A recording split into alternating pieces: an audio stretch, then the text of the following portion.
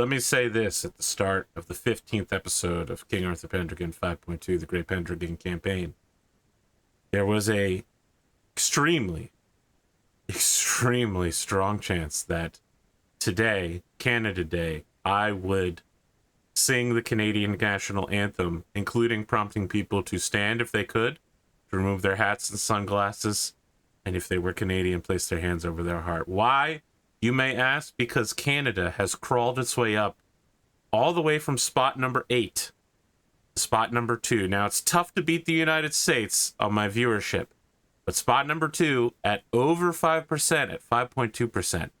Canada, I want to honor you, but I don't want to thoroughly mock you by butchering your national anthem because I can't sing it. Also, I forget the lyrics of the third verse. So just know, Canada, I respect you. I thought for sure you were going to say we stand on guard for thee, but... Yeah, well, yeah. Oh, Canada, we stand on guard for thee. The only problem I have with you, Canada, is your superheroes don't have guns. Yeah. I mean... What are you talking about? Deadpool's Canadian. I guess. Sure. Yeah. Okay. In a way, I mean, I feel like he's been genetically manipulated by Americans. In a way, he was born in Canada. Yeah. Again, I feel like most of his manipulations that were done to him were in America, right? But sure. Let's say one superhero, a whole one superhero. Well, hang on. Wolverine's Canadian. He doesn't use guns. How many guns do you see Wolverine using? Guns. Okay, yeah. Oh, I've seen Wolverine use guns. Well, I didn't say Canadians don't have superheroes. I said the superheroes don't use guns. Listen, Wolverine uses guns all the time. I've literally never seen Wolverine use a gun. I point you at the opening sequences of all the fucking Wolverine movies where it shows him and Sabretooth fighting in multiple wars. Yeah, in World War II, you know. Yep, I forgot about that part. Yeah. But he doesn't do superhero stuff with the guns. He just does ancient old Canadian man with guns. What? Did Canada even exist when he was born? Everyone keeps saying Wolverine's Canadian. Yes, I know he's fucking Canadian, guys. It's like the top number 2 thing people know about him. He's got claws that come out of his hands and he's Canadian. And number 3 is, yeah, bub. Yeah, bub. Well, look, I try to go out on a limb here for Canada, and I just feel like all I'm saying is Iron Man covered in guns. All right, Canadian Iron Man, no guns. Captain Canuck, is that real? Yep, that's real. All right, I'm not going to question it.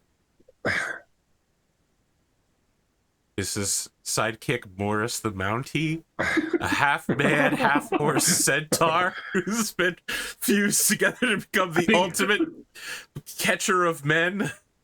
If he was half, it'd be more Canadian if he was half man, half moose. I feel like it would be hard to explain a moose centaur to people, though. You wouldn't be able to be like, it's a man, you know, like, throw a drape over him and be like, he's just riding quilted armor, riding a horse. A man riding a moose walks into a police station, and you're like, what the fuck is he doing on that moose? How'd you get in the door? Watch out for the ceiling. Oh my god. All right, we're so far from where I want to be. We're at this is intro hour now. We're 4 minutes and 50 seconds in. My recollection is that we are at the end of year 491 and that you have all aged yourselves properly, as is we've also hidden away a pregnant maid, so that she doesn't cause any problems for the happy married couple. Let's see if I did this right. The answer is almost. Boom. We got there. The year 492. It was a good year. A very good year. Bottle's almost as old as I am. Court is held in Tintagel, and you are given leave to attend after being locked up at Christmas in Terabel. Attending is the Duchess of Grain and her 3 young girls. An Irish king. Unfortunately, it doesn't tell me which one. It just says an Irish king. So, I guess fuck Ireland, I guess. Thanks a lot, Greg Stafford. King Nantiliode of Estragales. The Heroes of Terabel. King Lot. King Urians. And King Nentres of Garloth. There is your boy Brastius. Your boy Ulfius. Your boy Uther. The king.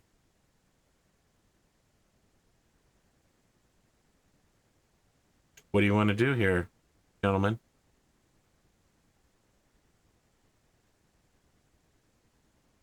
So, as usual, I would like to know what the general news about the place is. Like, I'm trying to get the general vibe. Doing a vibe check?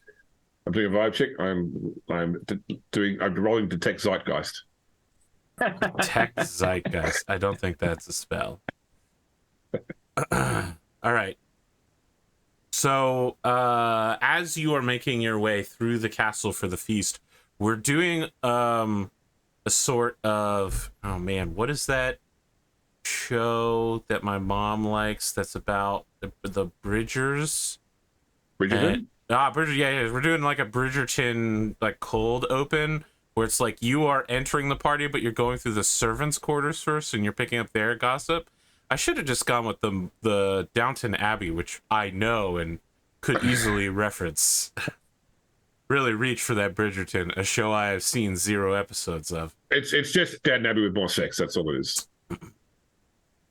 Everyone's TV ugly, and. Did you say TV ugly? Ugly. The hell does that mean? It's where people say, "Oh, you're so ugly," but the character, the actor, is actually really good looking. Yeah. It's like they're ugly only in the script.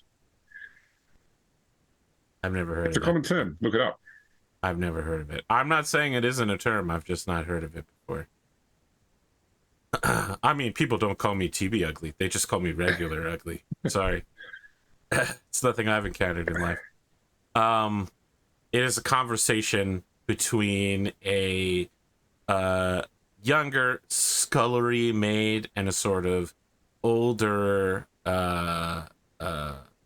aged, almost lady of waiting type.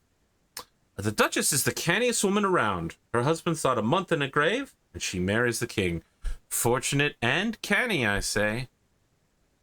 First, remember she's the queen now, honey, but let's not forget that it was the king who made that decision. I tell you, he's had eyes for her for a long time. Don't you think it's frightening that she said her husband visited her that night, though? The night he was killed? It makes my hair stand up to think of it. I tell you, it's Merlin's doing. Listen, darling, there is many a strange thing around that demon. I would never trust him. Well, I'll say it's a shame about the king's son, though. That handsome, strong man gone now. No wonder the king married so quickly. He has an heir to make, and a legitimate one this time. Listen, darling, I'll tell you something I've heard. There's a lady out there on the Forest Savage somewhere who has the son of Maddox. Yes, it's true. Just a tyke. But they say you know him from the bushy brows he has already. Don't you think someone ought to find the boy? It sounds dangerous. So the vibe check right now is, nice job, Duchess, getting married to the king. And also, that's weird. I want to think that every year in court, Gwgan walks through the maids' quarters to hear the gossip, and then turns around and chastises them for idle gossip. I see. He's yes. that kind of Christian. Now you're Downton Abbey for sure. Yeah.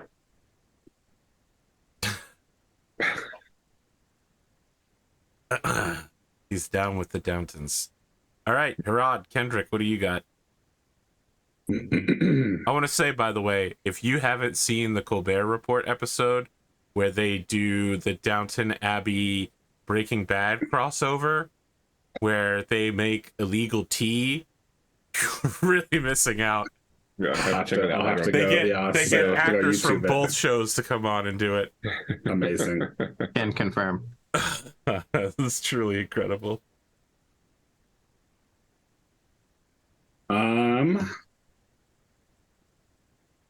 Chat's saying, put down newspaper. Quit your yapping. Yes, I see we're all on the same page here. Oh, Herawd has to throw the maid off the rampart. What a great callback to Herawd throwing people off ramparts. I think that may be a recurring theme. He's the Dante Fierro of this show. It's true. Yeah. It's true. Yeah. I think If you're not ready, I've got something ready. Yeah. Go ahead. I gotta think a little bit. Okay. Speaking of Herawd and his Dante-ness, he is going to see Duke Ulfius. Very well. Are you seeing him officially in his capacity of telling people the news of the realm, or are you seeing him unofficially as a spy master to spy? Unofficially. Okay. Then you actually meet with him before the feast. He is adjacent to the rookery, writing things down and sending them out on birds. Mm-hmm. He barely raises his head as you walk in and says,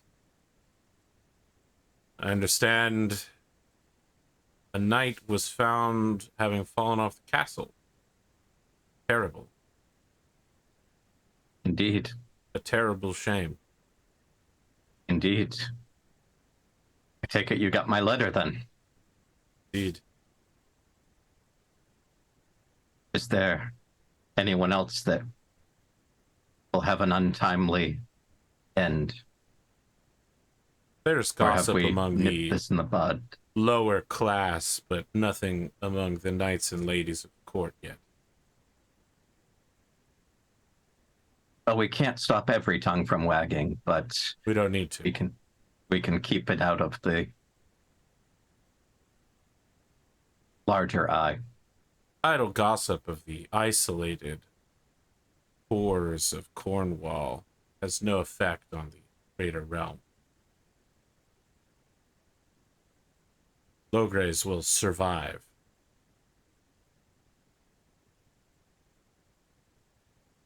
Well, I hope I have served you well, and let me know what else I can do. Of course. Is there any other word that I should know about? Yes. Walk with me. Your Grace? So he starts walking along the outside of Castle Tintagel, looking out over the seaward side towards Ireland. He has like a weird pace where he's like walking, hands behind his back, looking around, taking a look, stopping occasionally, talking to a guard, continuing to walk. How have your other activities been going, Sir Herawd?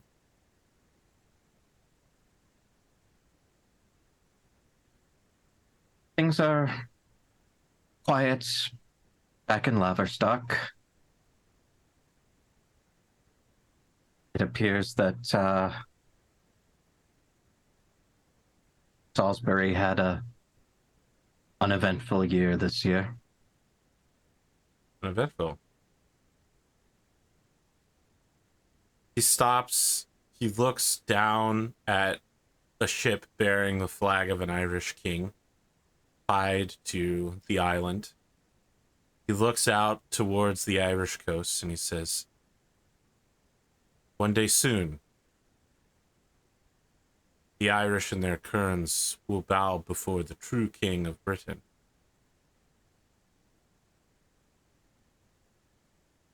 I look forward to that day.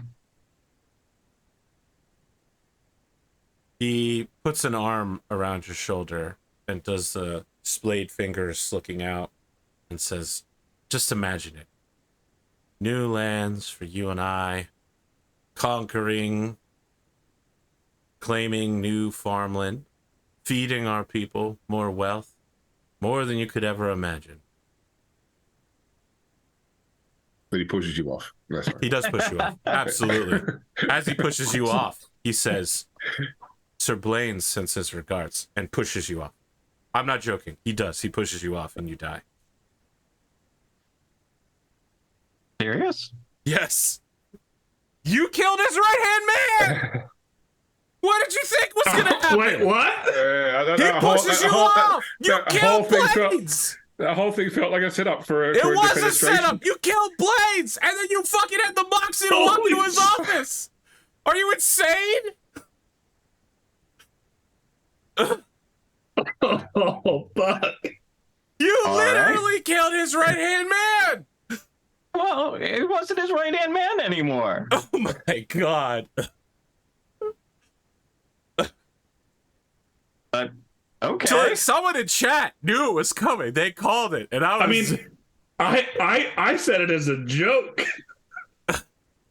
Holy shit. In the back of my head, I was thinking, how much does Herawd want the promotion? And was actually thinking about beating him to it. But okay. The whole scene felt like a setup to it, especially as soon as he put his arm on your shoulder. I'm like, okay, he's gone. Absolutely. Holy James shit, knew it was dude. coming.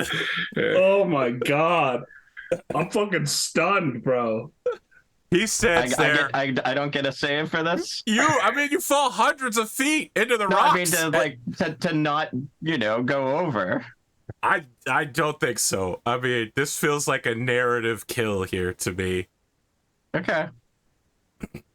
I mean, he just stands there and watches you fall, and then as you are, like, your broken body with the waves just going over you as you sink into the water, you hear him go, "Help!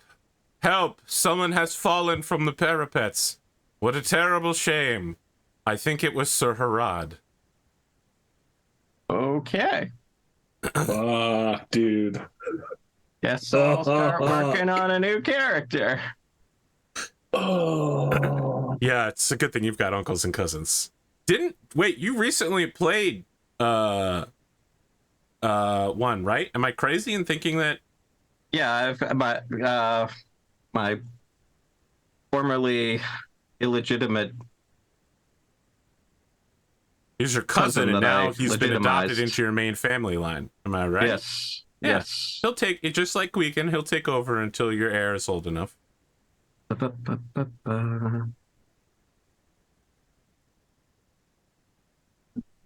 Spoon, I'm you fucking okay? losing You're it, losing AP. Yeah. I'm like, okay.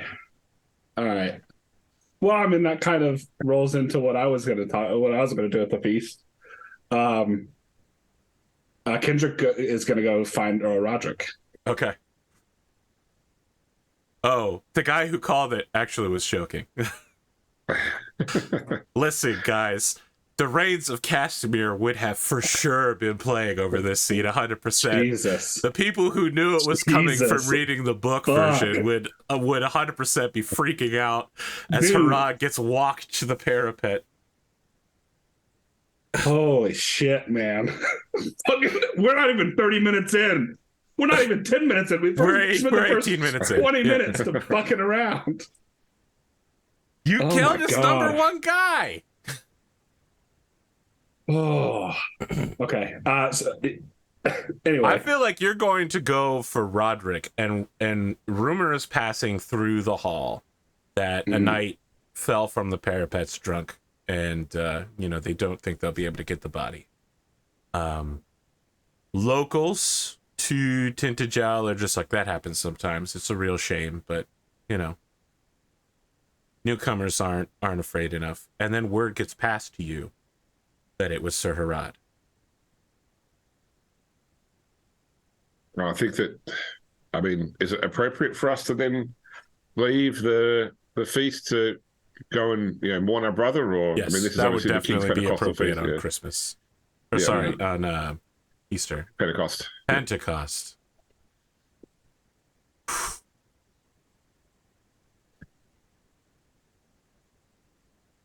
Yeah, I think I'd go into like, trying to like write to his family to find out if they need anything. His wife needs something. Revenge. Yeah, I think Kendric is just kind of stunned. Oh man. So yeah. Hippie, you want to throw me a blank character sheet? Sure. And I think so, like, because the body's not recovered. They're gonna try so that they can get his arms and armor, but and something to bury. But he sank into the waves very quickly. But I mean, this is one of those like castles that's on like a pillar of rock off the coast, right? And then, yeah. So it's literally just like there's no easy way to. I mean, they can set a boat down there, and if it's on the rocks, that's fine. Otherwise, it's gone. Yeah. So I think like there's probably a scene with like Kendric and Gwgan like standing by like a dockside or like by the shore, and like Kendric's just looking out over the ocean, going, but he didn't drink that much. I thought I didn't see him anything before he left the court, but.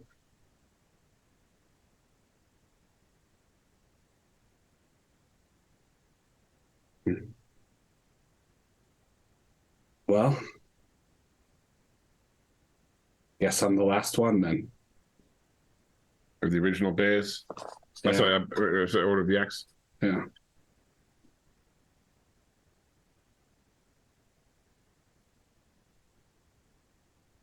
Hippie, how do you feel about me playing Hebes? Sure. We best I feel look like that's towards probably better than a 30-year-old's. All right. There are rules for having a character advance if they start older than 21. Yeah.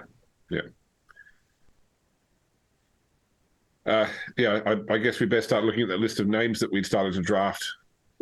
Yeah. If we want to survive the winter. There's some who will call you Kendric the Last Wolf as well, and now the Last Axe. You know what? I like how that plays into the fact that everyone who was going to get married to your wife died, and now you're like the sole survivor of every disaster. Oh, Jesus. You're both haunted and cursed in your own way. Yeah. Oh, man. What an intense way to fucking start the episode, man.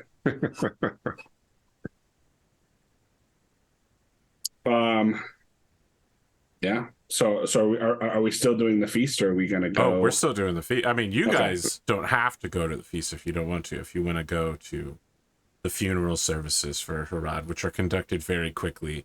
I think that I would. I think that I'd go to the funeral services rather than me. Ulfius speaks there, talking about Herawd's sacrifices, mentioning that he is had the ear of the king and gave so much for his country. A true patriot.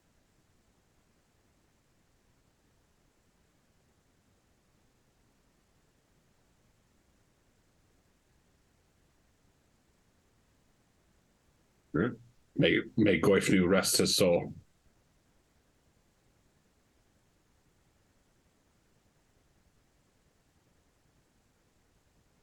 Okay.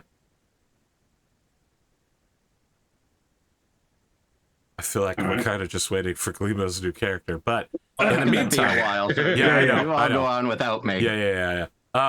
In the meantime, I should mention that over the next few weeks, you also hear that Sir Jaredin was found in the river near your house, Kendric.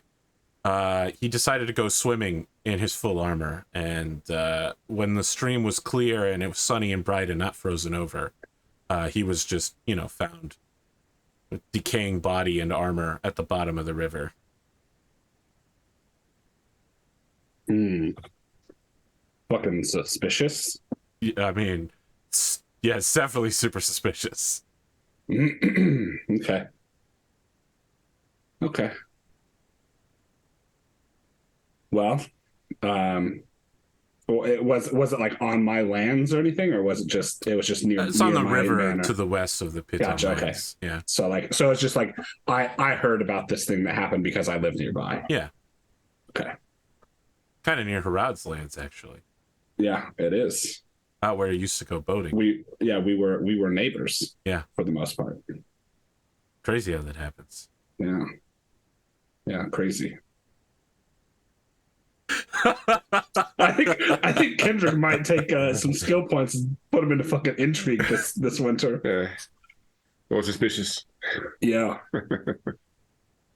Oh, why do I have? Oh, I guess I brought it up for everybody. Yeah. So I think the next opportunity he gets, Kendric goes to talk to Earl Roderick. Okay.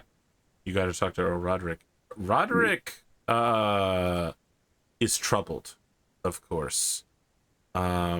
You are speaking to a man who has had two. I think. Did Herawd ever tell you guys that he was a spy, or that he was Jaredin's?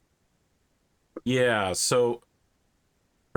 He had a weird relationship with Herawd. Like, they met often. So there was one ride north where Kendric and Herawd had talked to Earl Roderick together.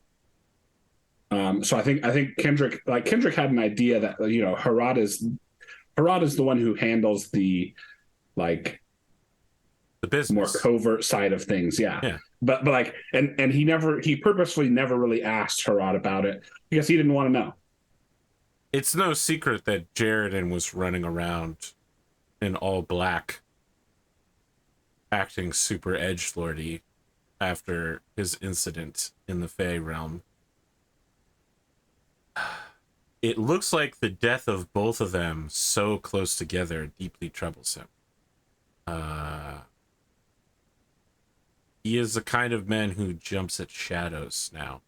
So when you approach him, he's got that kind of weary look, like someone who's been through 2 years of COVID, that soul exhaustion stuck in him. So Kendric, you're looking well. Thank you, my Earl. Loath am I to hear the news about Sir Herawd. Yes. He was a very trusted knight. He was a good man. Tell me, I did not spend as much time with him as I wanted to. Did you know him to be a man possessed of a fervor for drink? No, he had a fondness for mead and wine, but I never saw him drink to excess.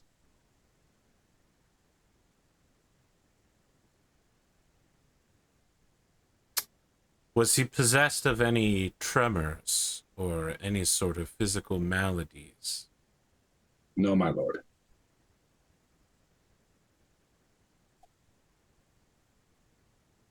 I see. Do not let my questions trouble you. Why have you come here? Well, the eastern border of our lands lies against Silchester, and more importantly, Levcamagus. And as it has been, Sir Blaine's steward has been absent. And I must say, my lord, I fear for the peasantry of such a land whose lord has passed away and is no longer there to protect them. I have exchanged extremely brief letters with Duke Ulfius. I can assure you there will be no overrun of peasantry into your lands that you cannot handle.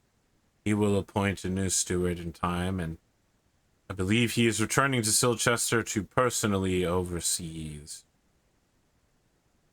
It is his belief that Blaine's is dead. I mean, he has been, if not, he has been missing for quite some time. Oh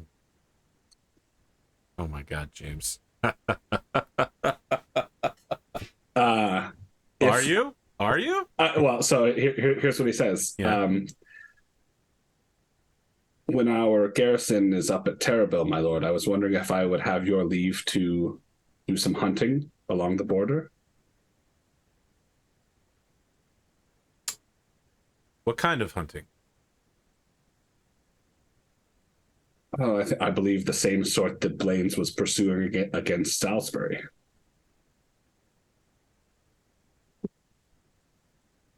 Ooh, you're gonna 100% need to make a roll for this one. Sure. And I mean, he is covertly asking Roderick for permission to raid Levka Magus. Yes, I understand. I will take courtesy or intrigue. Ooh. Let's see.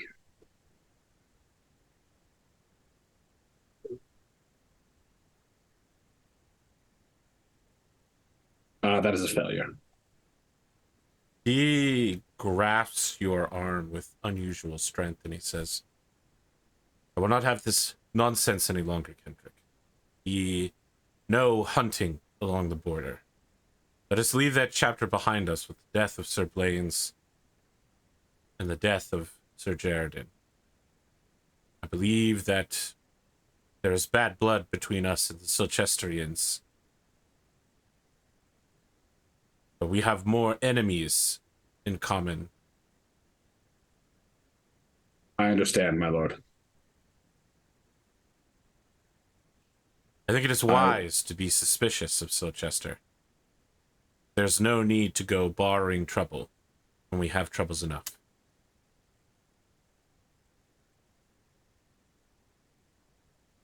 Now, I cannot forbid you from hunting on your own lands. But I will command you that if you hunt, you remain on your own lands. As you command, my lord. I am understood. You are. Is there anything else?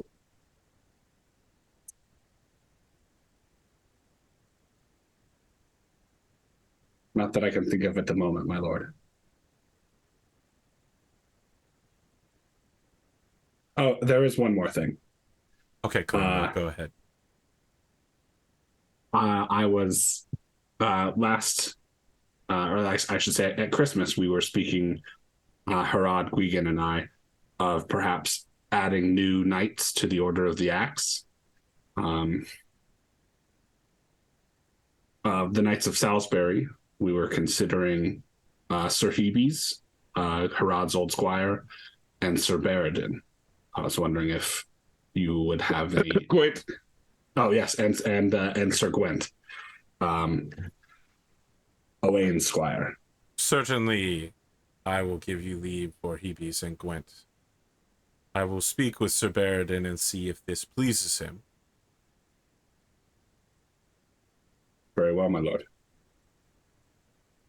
Your order has served the realm and the county well. I hope that it will continue to do so with excellence. I fear that Herawd may be the price of peace. I ask you not to think any further than that. Very well. Can I test vengeful versus forgiving? Of course.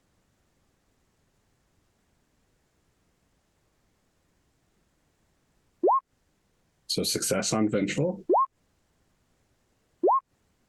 and failure on forgiving. So he says, yes, of course, my lord. Mm-hmm. But in his heart, he thinks, Roderick just told me that Silchester killed my other best friend. But he also told you to think nothing more of it. Yes. You would not disobey your lord, would you? No, I would not. But he now has reason to hate Silchester. My man has suspicious of Silchester 11. What do you mean I hate Silchester? Oh my God. I mean, he hates Silchester more than he already does. And now I think it goes, because before it was just Sir Blaine's. Yeah. But now I think he is no longer comfortable with Duke Ulfius either. Perfect. So Earl Roderick is walking along with you and goes, I'm going to imply that Herawd died to end this cycle of senseless violence. And you go, man, this violence is going to get so senseless up in here. I'm going to fucking kill Ulfius. Well, okay, so... I will kill the chief of staff of the president. Look, that's what you're saying. When you said before, when you said before, you can now obviously you can hunt in your own lands, but I command you not to go into their lands. I took that as definitely like, you can go into their lands, just don't get caught, because my official command is, you'll be disavowed if you get caught doing that. Oh my God! Yeah, but I can't stop you. I can't stop you from hunting. You're definitely reading way too much into that. He was quite explicit. You know what? Go ahead and take a check mark in vengeful. Okay.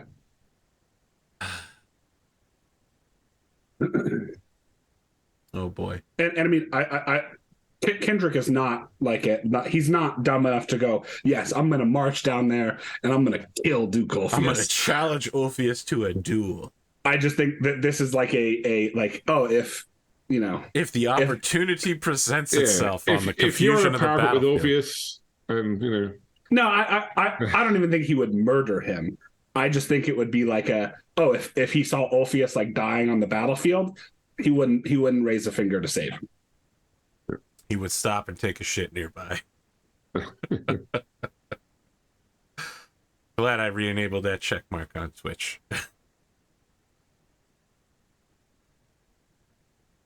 So, Gwgan, how does the new year find you? So we're still obviously in Tintagel, yeah? You are in terrible for a short time. There are rumors that you as Knights of Renown will be invited to Tintagel for some royal weddings. Okay. So I think that, because obviously I haven't kept my family here. I left my family back in Shrewton. Yep.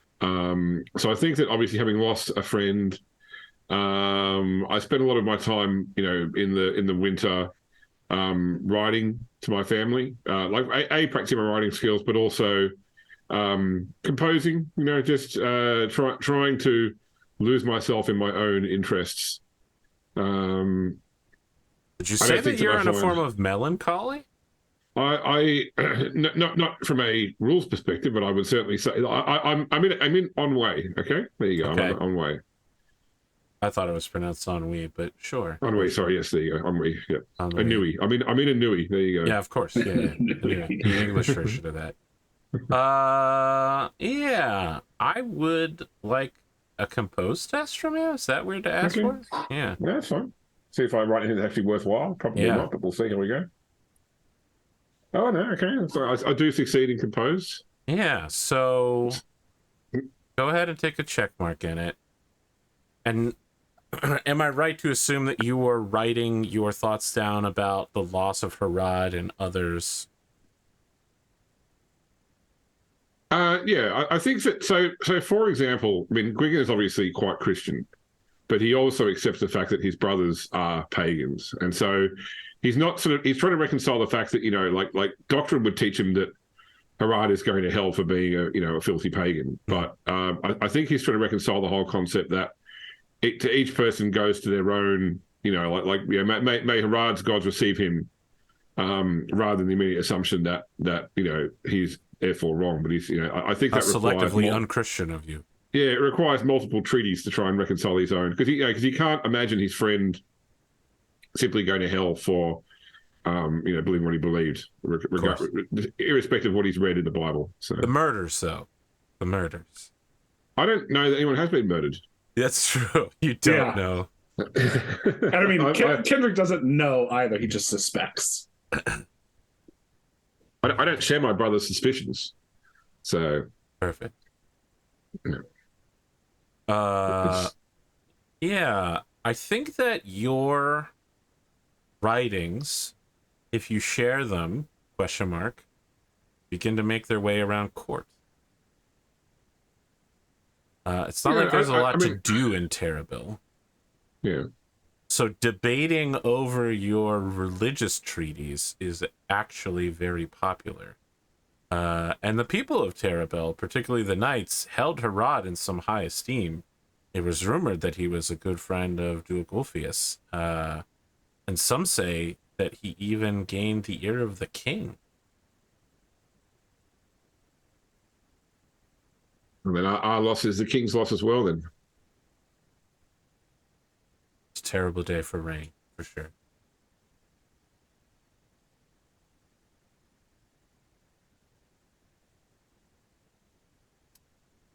Yeah, so, I mean, for want of intrigue, I don't think I have anything else to really try to. I don't have any other agendas to pursue. I'm simply planning to return home to my family. I'll certainly seek out Gwgan, Kendric as much as possible, just obviously for that familiarity. Yeah. That being said, though, if you're like, dour and vengeful and constantly, like doting on the death of Herawd, I'd probably try and, I don't need that negativity in my life. Yeah. No, I think he is also more in a state of ennui, and has just tucked that little nugget of knowledge in the back of his mind for later. I think we arrive at an interview process where the two of you are in the main hall of Terrabil, off duty, when a knight arrives. His hair has been sun bleached from what we know. He's got a great sword over his right shoulder. He sits down with his chainmail, and we see a very passive-faced Sir Gwent, just kind of nodding as he looks at the two of you. He's here to interview for the Order of the Axe. See, Right? Sir Gwent. Sir Kendric. Can we ask him every question be yes and no, and he can just nod to all the yeses? So. Okay.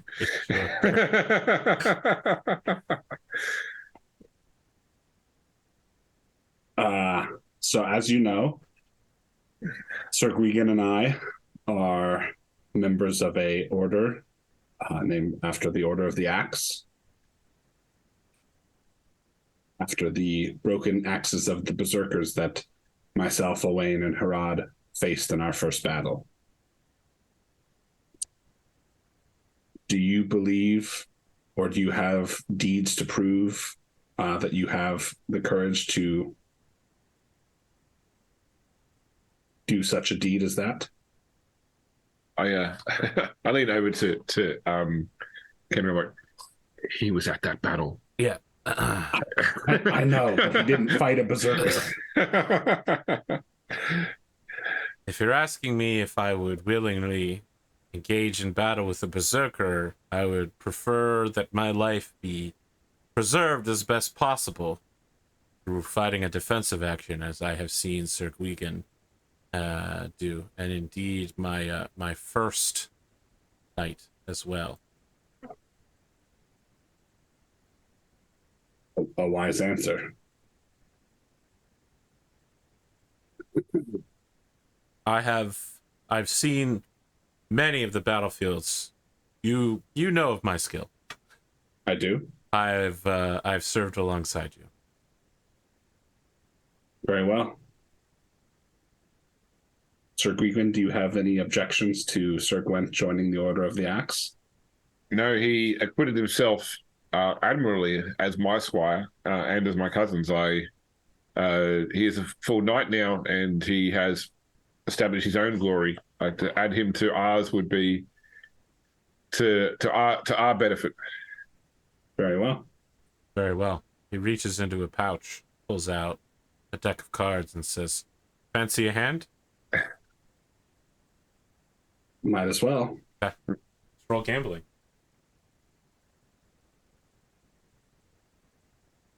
Nope. Nope. think it wouldn't surprise you to learn that this is his lineage skill. I'm sure, yeah.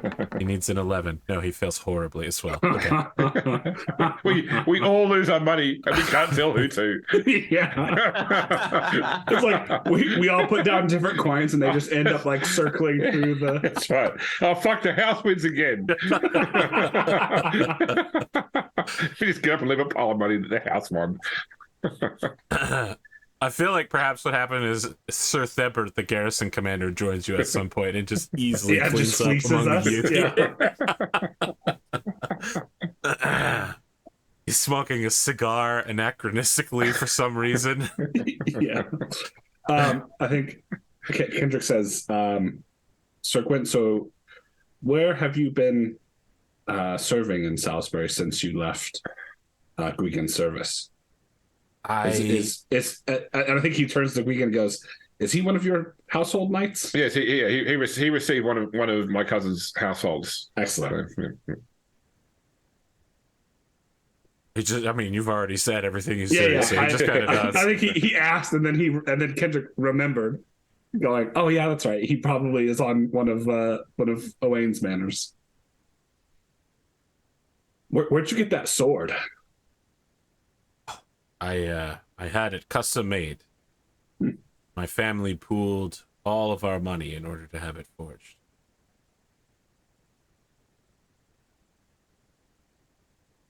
Very nice. So he withdraws it. Yeah. And you could see that one edge of the blade is good steel. And then the other backside of the blade has been tempered with silver alloy. Interesting. He says, I have heard many stories of the fairies around Salisbury, and I will not be taken in the same way that men like Jaredin were. I heard that they murdered him, dragging him down into the depths.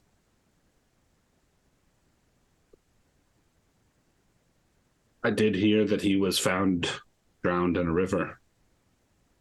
Classic way for fairies to dispose of the dead.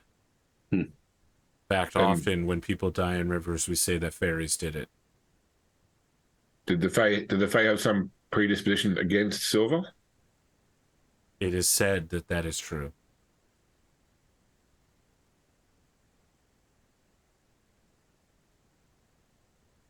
God knows what's up.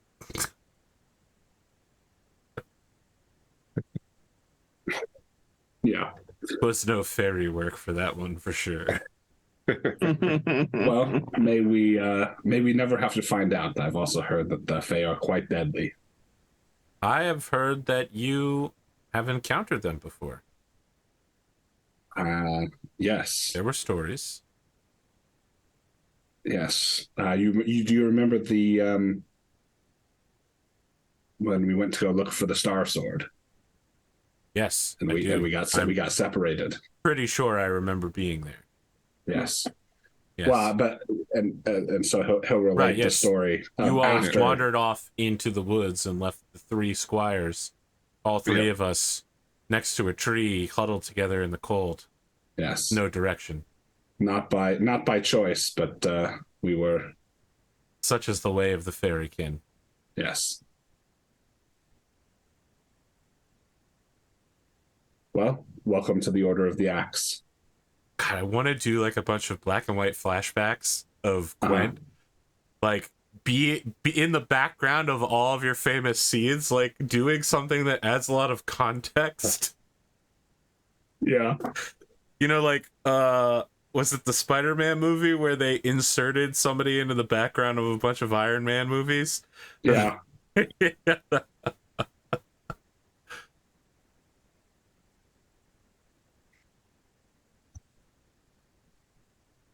All right. I think maybe Order we of the should take a Axe. break, but then I grows don't by want to one. do that just so that Glimo has to keep working on his character for the full break. That feels wrong. I mean, it was kind of dickish for me to kill him immediately, but on the other hand, I just want to be clear that this 100% makes sense in world that Herawd arranged for the death of Blaine's, this guy's most favorite servant, and then had the moxie to just be like, yeah, I kill people by pushing them off of roofs all the time. And he's like, why don't you come walk the parapets with me? Just make sure your next character has acrophobia and stays away from like high high places. Yeah.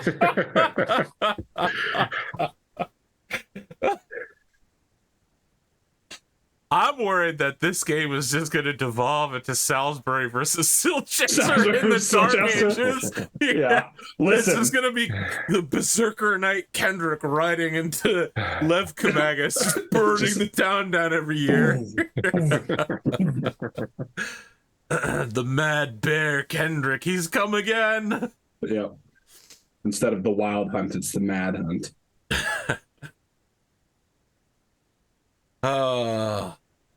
What do you got for us so far, Glimo? Can you break off a little piece of the remix for us? So I'm trying to make Hebes be different from Herawd, because part of why I'm not playing Khaneed is like I feel like that would just like Khaneed would yeah, I mean he'd be Herawd part 2, Khaneed would definitely know what was up, and like that is just going to take this game down the murder hobo trail. So you're making someone that's going to stop Kendric, right? Right? Right? Well, we'll see. Hebes is going to be British Christian. His top stats are going. Top traits are going to be just and valorous. Will both be 16s, and he's going to have a 16 in honor. Nice, good one. So he, I'm gonna play him a little bit more knightly than I played Herawd. Don't worry. When your young children grow up, they can get vengeance for their father. Yeah, exactly. When they're teenagers, they can do the oath of the gladiator. Vengeance for a murdered father. I shall slay the kin of Orpheus. Ride with me, Uncle Kendric. Ride with me. We will burn Lev Kamagus this night. Any stats into any points into intrigue above the base. That's fair, and that's because I think Kendric is not actively going to pursue the feud the same way as others have.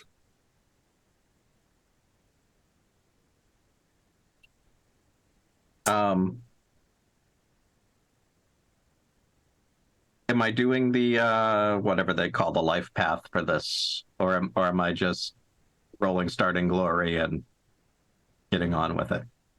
I think you can make that. What by night life path you mean like grandpa and such? Yeah. I think you can skip that part. That's okay. There's some basic roles you need to work out: grandfather's glory and father's glory. Yeah. And to kind of give yourself a family history of like, because we're not following the history of this person. We're following the history of Herawd's house. Yeah. Which you're sworn. Whereas like, hey, my grandfather was a fucking war hero. Like, I think what's it, Owain's father that lived until the very last battle. Live right until died in the battle where you have to die. Yeah. All right. So my starting glory will be 1172.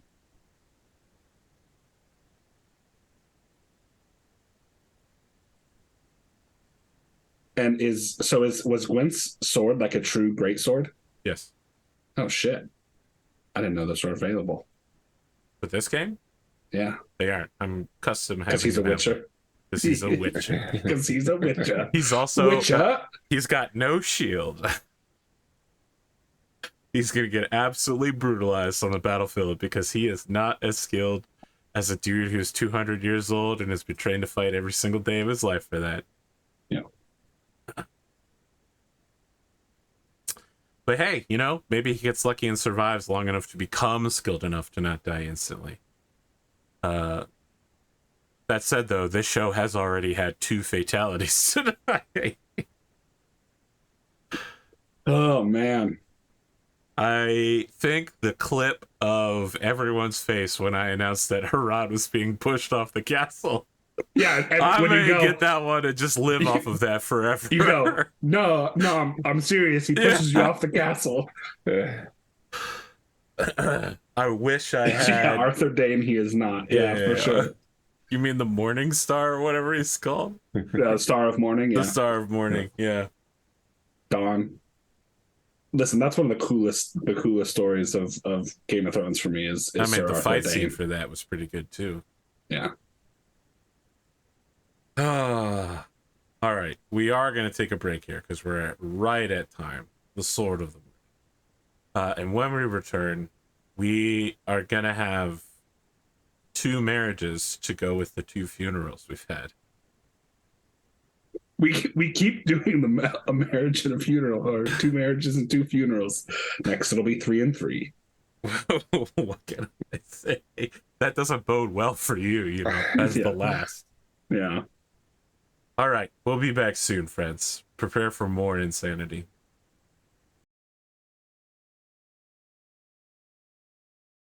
That is true. You are always plotting against me. And I feel like tonight I've proved that I definitely am worthy to be plotted against. Look, I do hope you watch the Drake's Knights game, because you should definitely get some Schadenfreude out of how badly I rolled in that game. I've been having some tough games as far as just getting the ball down the damn field. I've learned a new German word, by the way, that's like Schadenfreude. It's Fremdschämen. Fremdschämen is when you feel embarrassed for somebody else. Like they're clear embarrassment makes you feel uncomfortable. People around me feel that all the time. Friends, we're back for the second of 3 parts. Damn, I had an announcement, but now I forgot what it is. What could it have been? This is crazy. How could I forget it literally moments after I just thought about it? Oh, the 6th edition starter set is out. We will not be switching to that. I'm going to wait until the full rule set is out. I'm not going to just go halfway in and poorly understood. But don't worry. When 6th edition comes out, we'll have a discussion that will probably end with us swapping over. But it comes with the first 5 years of the campaign, which we've already passed. Yeah. Okay. Wait, does it start in 485 still? Yeah. It has 485 to. No, it said 5 years of King Arthur's reign. Actually, sorry, in the below about it. Yeah. Because I was going to say, I remember hearing a rumor when it was when they were first talking about it, that it was going to start basically in the Boy King era. Okay. Yeah, but we don't need to do that. We just need the new stats and the new way it plays, and Yeah. And we continue with the Great Pendragon Unless there's campaign. literally a rule where it's like, well, Greg Stafford wrote before he passed that you have to start at the Boy King era. You cannot go back to 485. Yeah. By buying this edition, you must burn all copies of Great Pendragon campaign book you own. Does Heebies get to roll for additional belongings? Yeah, I don't see why not. Okay. And a family trait as well.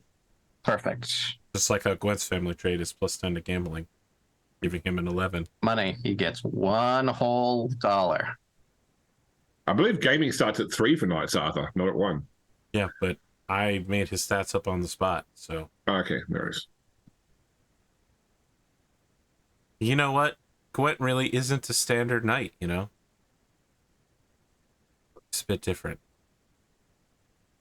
He definitely has a minstrel that follows him around and sings a tune about somebody needing to give Gwent more money because he never has enough. Toss a Libra to your Toss a Libra to your legally distinct monster slayer. Do you like my Jongleur's intro, Spoon, last week? On the idea chamber. Yeah, that was great. You too can hire the Jongleurs. That's right. Today they survive as singers of fortune. Yeah. Chad, Matt, Rob, another Chad. Yeah. Yeah, that was great. It's my headcanon. They're still alive out there somewhere. They're not, though. Yeah, They're definitely they're dead. super dead. I think you need to recognize that Ulfius is eliminating threats to the realm at high speed. Yep. Yep. I like that Ulfius is playing Game of Thrones, and you guys are playing Pendragon.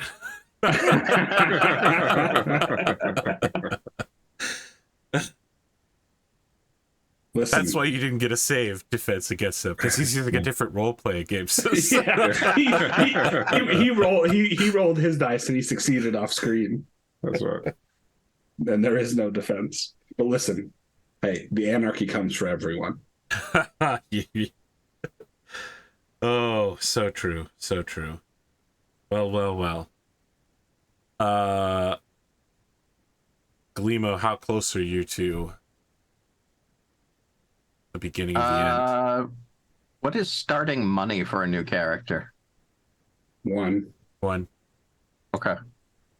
And then how much money did he get last year?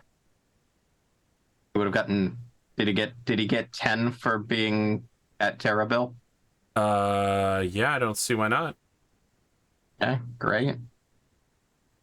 He doesn't have a manor, does he? No, because he's one of your house He's- knights, right? He's one of my household knights. Okay. Yes. Okay. Then I'm ready. Okay. Let's talk about those weddings I mentioned, to go with the funerals. You are invited to Tintagel for a double wedding. Much of the nobility of this realm and several others attend, all with retinues. It is a lavish and gala affair with no expenses spared to make it memorable. Uther, acting as their father, gives the brides away.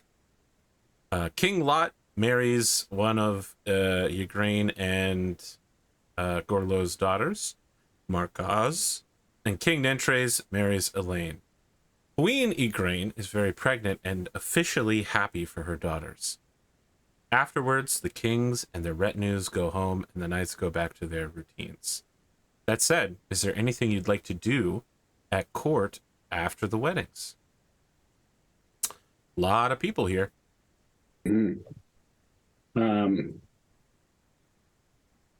I think. We meet Hebbies in their new Sir form. Hebbies. Yeah. I want to say that you meet at a festival table, just like we had Gwgan and Kendric sitting side by side doing the interview. It's now Gwgan, Kendric, and Gwent sitting side by side interviewing Hebbies. Sir Hebbies. It's good to see you again. See you, Sir Kendric. Gwent nods. As you know, your sire served in the Order of the Axe alongside myself, Gwgan, and Owain. Indeed. Well, we were, before his untimely death, we had spoken of expanding the Order, and your name was mentioned as a possible candidate. Would give me great honor, sir.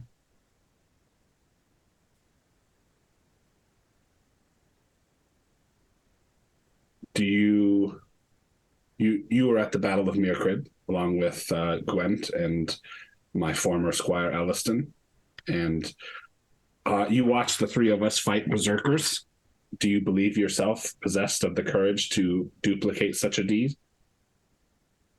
Indeed. Then I think Mechanically, I have a valorous of 16. wonderful. And I think Kendric looks down at Gwgan and Gwent and says, unless there are objections from my other two brothers, welcome to the Order of the Axe, Sir Hebbies. I mean, Gwgan is already friends Gwent is already friends with Hebbies, so he reaches across the table to do a predator handshake. Yeah, they both shared a night in the woods You know, we were off chasing Faye. Yeah. I think Kate, welcome. And and it's and it's always nice to have another British Christian knights in the family. Indeed.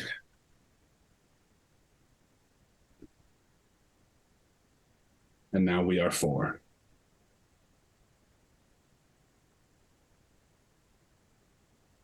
So, do we return to our garrison duties then? I think that Gwent goes, I wonder what happened to Elliston. You know, he left the county and I never heard word from him again. You may not have heard this, but he was Sir Blaine's spy in Pitton Manor. Sir Blaine's using a spy? Espionage is unknightly, is it not? Some would say so, yes. I think Hebe's is just chuckling. I mean, you had justices by your hand, so you sent him away. You exiled him. I did. And then do you remember last winter the news I got of a knight raiding my lands? Yes. That was Elliston. He's dead now. It's a terrible thing that a squire could be turned to a robber like that, but it is. Well, I put my hand on Kendric's shoulder. Don't let that make you less forgiving in the future. You did the right thing to exile him rather than simply taking his life when you found out about his spying. The fact that he turned that back on you shouldn't make you a more vengeful man. Thank you, Sir Gwgan. I will try and keep that in mind. Gwent looks down at his drink. He takes a sip from it, puts the mug back down, and says, sometimes I think that men are the real monsters. It was not the future that I had envisioned for Elliston, but things are as they are. He made his own choices. You're Indeed. not the only one he betrayed.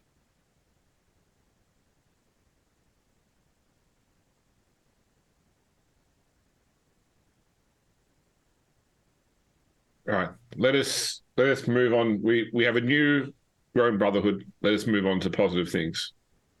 Indeed, Sir Gwgan. Fancy a game of cards? So does Hebe's now gain passion? Yeah, roll 36. Order of the Axe. Are we going to make a card game our initiation into the order? Yeah, He's sure. apparently not that thrilled. No, it's a 50-50. That's average. It's Yeah, more it's than not me. bad. All right, well, it turns out Gwent's full of shit. He's not very good at cards. Are we out playing a game? Okay. Yeah, roll gambling. Fail. Wait, come on. Hasn't pop up. It's better. Hey, critical fail. I Critical failure. So we all take Gwgan's money. No, I love the idea that Sir Tabletop comes over again. In like one round, he just takes. It's like he removes like how a Gwgan's dog- money. It's like how a dog hangs around the dinner table. Like, yeah, this guy just hangs around us for when the cards come out. It's just, oh, it's time You know for a what? free Go meal. ahead and lose 1 Libra, Gwgan, in the process. No worries. Okay. You should be punished for such a terrible roll. Yeah, I agree. Hebe's, I think, says, well, cards aren't really my thing, and pulls out a tin whistle and starts playing. I rolled natural musician, so he has a 17 in play tin whistle. Oh shit! Go ahead. Nice. Play tin whistle. Oh, critical. Hell oh my yeah. God. Amazing. I love the idea that you just start casually playing this whistle and then like the Holy Spirit overcomes you, and you start sweating furiously as you invent jazz, and you just wander around for the wedding, and are just like playing it, and people are all just losing their minds. They're like, "Who is this mysterious tin whistle player?" Uther walks up and hands you a Grammy.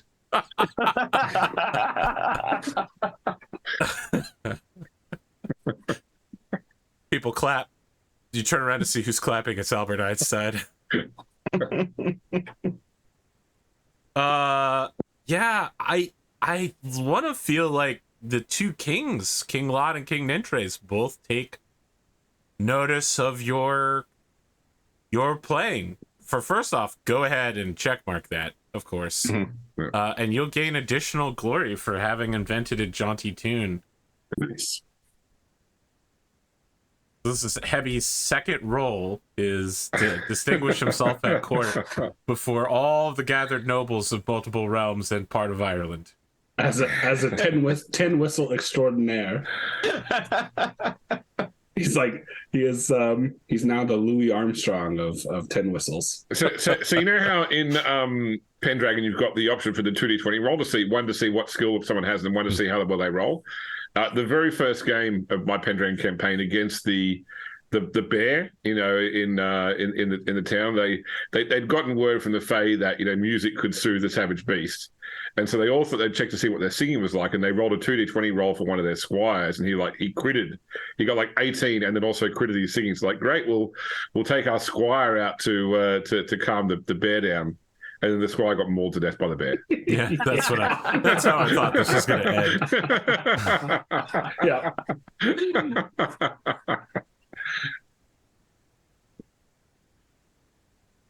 Is there anything else you all would like to do at the gala? Don't think so. Sir Gwgan, you got anything? No. I'm curious as to whether or not Arthur wants to tell us any more about the daughters, only because it's for foreshadowing purposes. I don't, though. I don't. Okay. It's weird because the book is like, you miss Christmas and you're at Terrible, but if you were at Tintagel, here's what you would see. And I'm like, Craig Stafford, what are you doing, man? What are you doing? All right. He does that later on too. He's like, here's an event your players will never see, or the only way they can do this is if they roll a 21 on a 20-sided die. And I'm like, I could see you smiling through your book. You know that, right? Like, I know that you're mocking the players.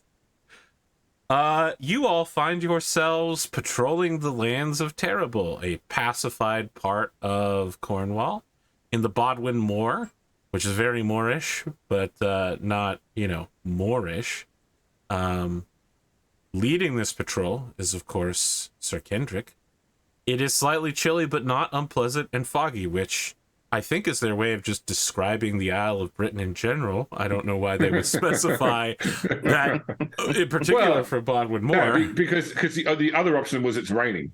So it's either cold and foggy or raining. So at least now we know. How are you all feeling as this newly formed Order of the Axe? Riding together, going on incredibly boring patrols. You're, I wouldn't say banished, but it is unusual that you would pacify this area for so long and with such a intra-national presence. Like, these knights all have lands that they're supposed to go back to. Uther has been doing a lot of this lately of everyone has to be in London, everyone has to be in Cornwall. Yeah. I mean, I think that part of the thing is that, like, the Saxon threat is waylaid for now, after the defeat of Octa and Eosa.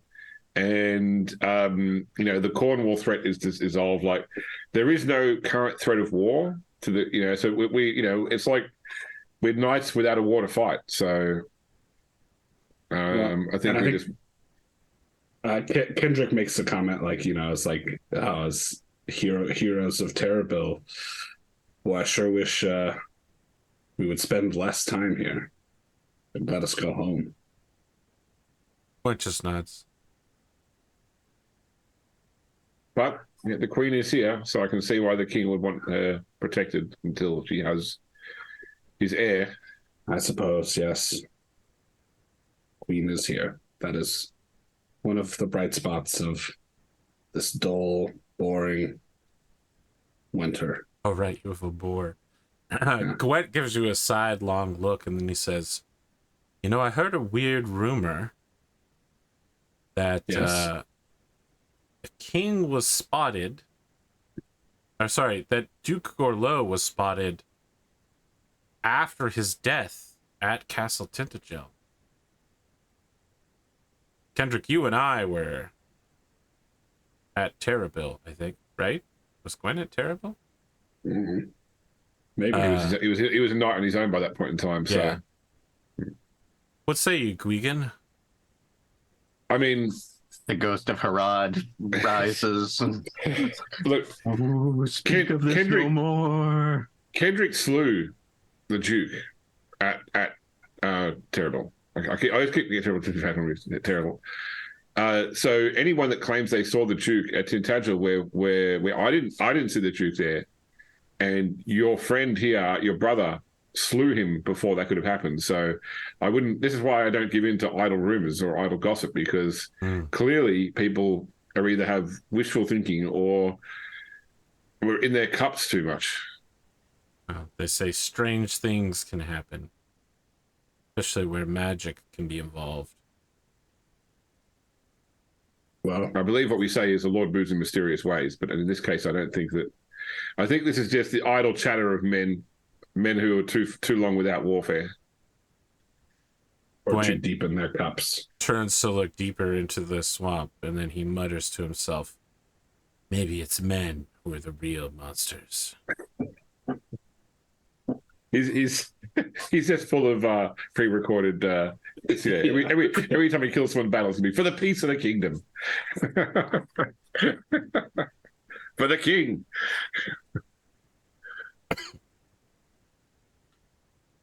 Perhaps his shade rose above his castle one last time. Gwent just nods to that. He seems to be a believer in the supernatural. I mean, he literally was involved in a fairy event, so. Yeah. I mean, what is certain is that Golo is dead, and the realm continues without him. By my hands. Gwent moves his horse over to Two right next to human you. hands. Yes, 2 human hands. 2 human hands. He rides his horse One over big-ass to hammer. clap you on the back in a very reminiscent of Ulfius and Herawd moment, where he's just riding next to you and claps you on the shoulder to be like, "Yeah." And then pushes you off your horse. You have brought peace to this land, bought through the price of your great weapon. Well, and by the price of the prince's blood. I wasn't fast enough to save him. Do not blame yourself for the actions of Gorlo.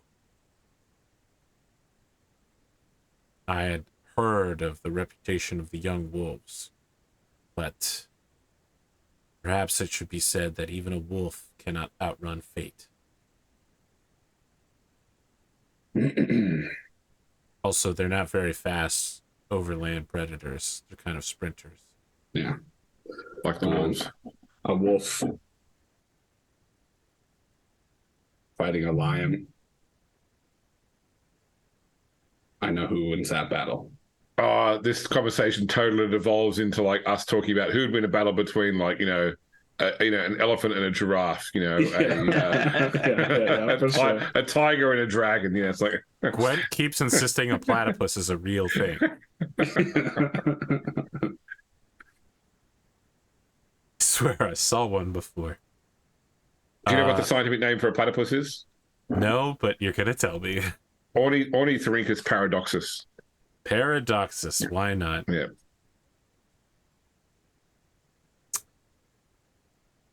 Shortly after this conversation, Merlin just walks out of the Bodwin Moor, and he says, greetings, good nights. And you can see that there's just a trail of roses behind him, spontaneously generating the air above him, and then slowly fading out of existence as they wait on the ground for too long.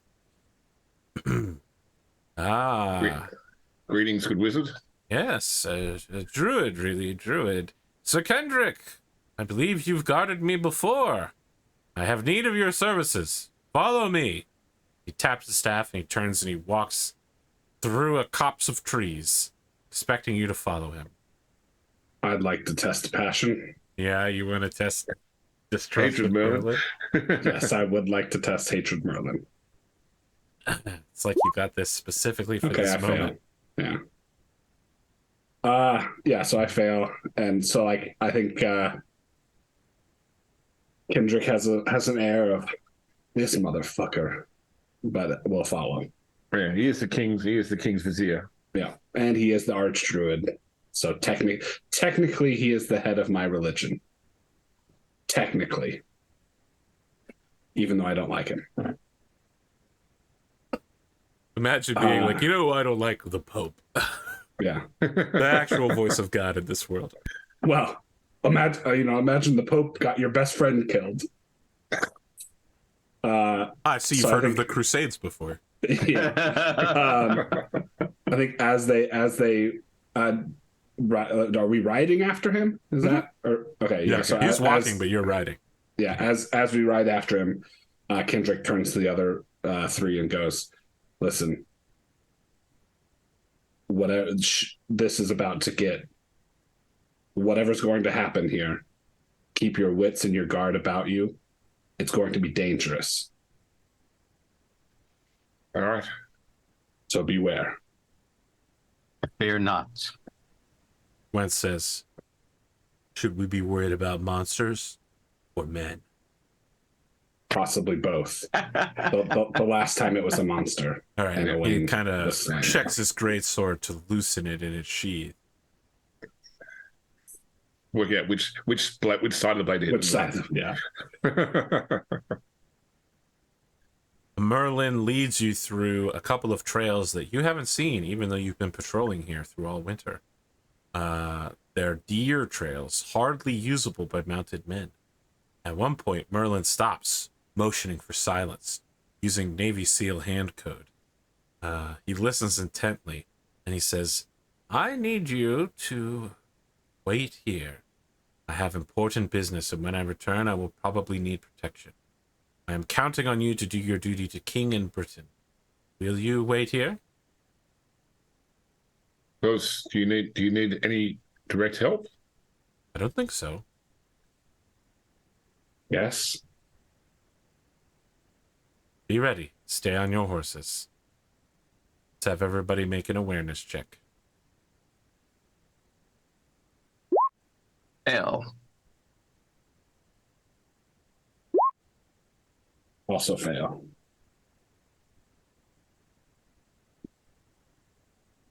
Pass. Yeah. After some time, Gwgan, you hear a distant noise as if of men on horseback, cursing as they try to ride through the fog, the trees, and the difficult terrain. For the rest of you, you are surprised as Merlin rushes into the clearing where you're waiting. He is walking, he has no staff, and he is moving quickly, as if he's been running. He does not appear to be troubled or perturbed. He strides past you, looking at you, Kendric, and saying, delay them. He does not stop or pause, but continues to walk through the trees on the far side of the clearing. Gwgan, you notice that Merlin is carrying something. All right. I look back to Kendric. I hear riders coming through the copse. Riders. On the storm. Very well. You say on the storm? Yes. You hear the clank of armor, the neigh of horses, and the shouts of men screaming, Merlin! Come back here, you traitor! This clearing that you were in is not large, and a lance charge would hurl knights in amongst the trees on the far side, harming your steeds if you were to attempt it, but if desired, you can attempt to charge on horseback just as the quarry arrives, slamming into them. I look to Kendric for what we do. Like I haven't drawn a weapon yet. I'm not sure. So we hear them shout, "Merlin, you traitor!" Yes, come back here, you traitor. Okay. Can I test hatred of Merlin one more time? Sure, why not?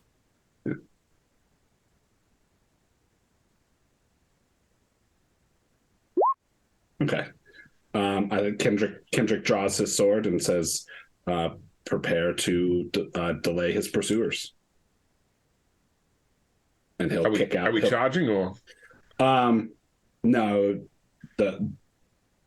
it would getting into the trees on the far side. We don't have enough room. Okay. So just draw blades and ride forward.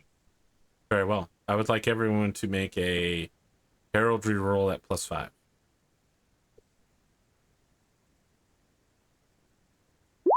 Yes. Heraldry No. or recognize? Heraldry, for sure. Is that a critical for you? At a +5?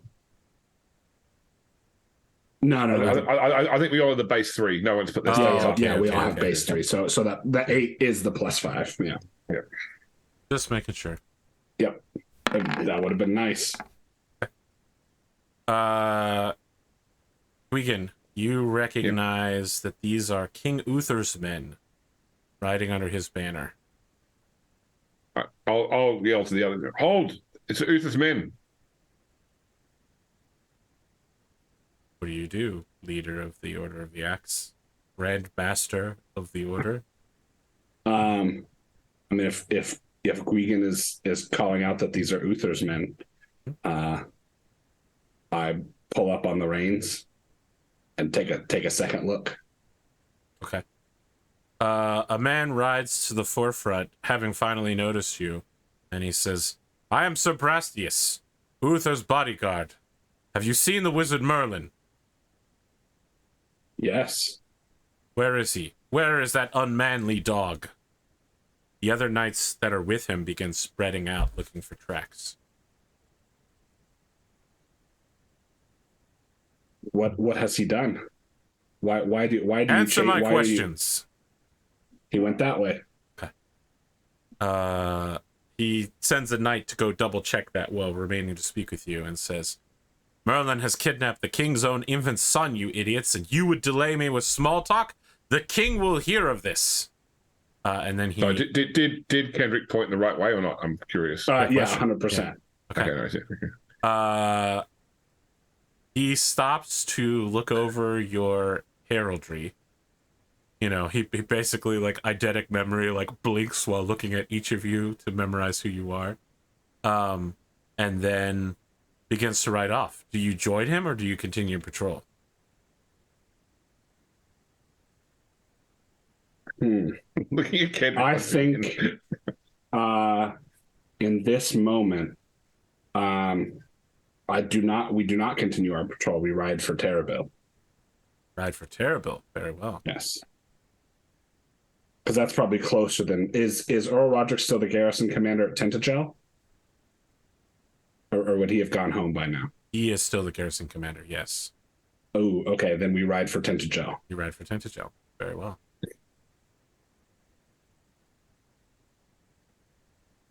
We don't help them pursue, my lord. What are we going to do with Sir Brastius and Uther's personal knights? Earl Roderick needs to know what's happening. Very well. You ride to Earl Roderick. I think we can just go over, like, you have a scene where you explain it to him. Yeah. You receive summons later that day.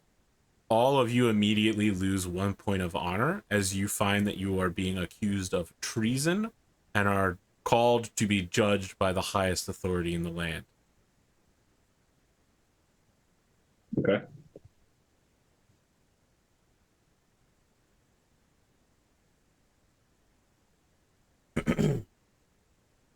You are summoned before the king. Everyone avoids you as you walk through the halls, and you are given no leave to carry weapons.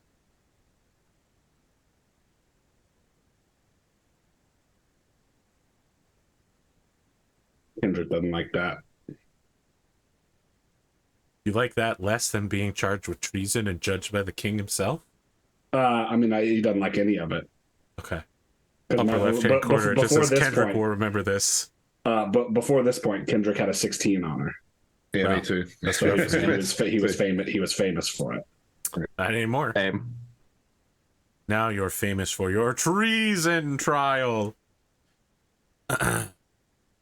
You are taken to a room where Sir Brastius greets you with a slight nod and orders your squires to show you to quarters in a wing and says, Sir Knights, please remain in your room under house arrest until you are summoned. Because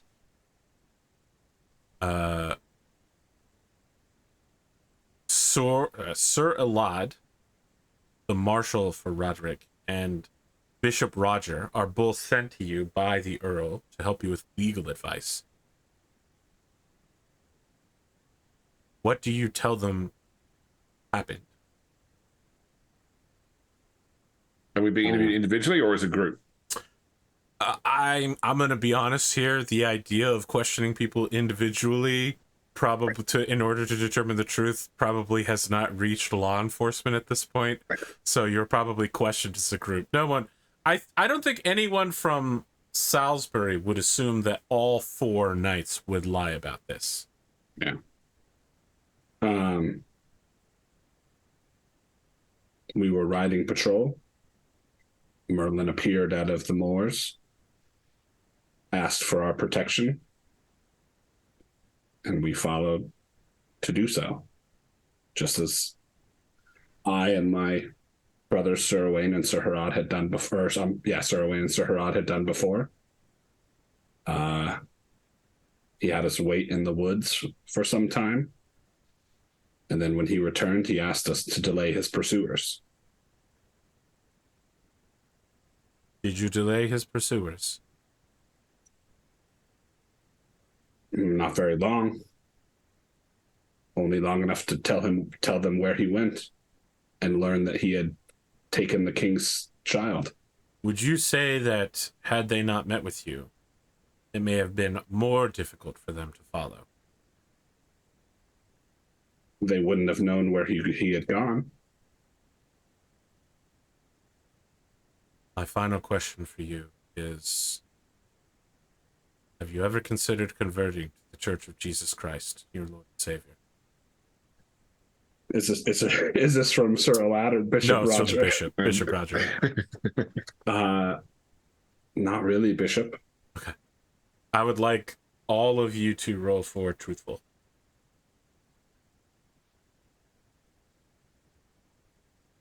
You mean honest? Yes, sorry, it's using the old Yeah. one back in the day. I apparently fumbled telling the truth. Oh boy, I need you to roll deceit. Also, I believe that your Failed. honest drops by 1 immediately. And your deceit will go up by 1, which means that is a critical success. Correct? I guess I don't understand how I can quit telling the truth when we told the truth. Yeah. So what I think no is sense. no. I think that it is you sweating in a corner, unable to talk, is what happens. Like people ask you questions and you just kind of, that's not how I remember it, sort of deal. Like your heart is racing. This is treason. You want nothing to do with it. Merlin, there's some who say he's the son of Satan. How can you be associated with this man? Like, you're doing whatever you can to not be involved in it.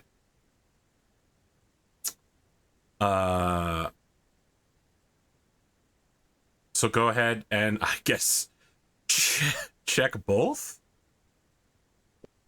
You check Deceitful. deceitful. Yes.